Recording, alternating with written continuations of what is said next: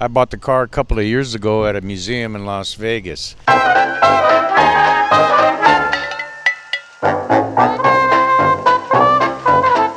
My car's a 1939 Cadillac LaSalle.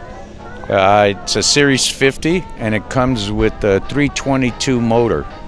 In '39, Cadillac had bought all the engines out of the World War II tanks, and they put the tank motors in the Cadillacs.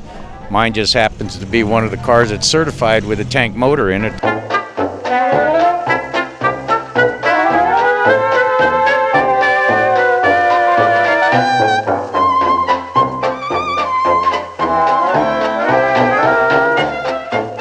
These are great cars. They last forever. It's '39. This is 2022. The motor's still running great.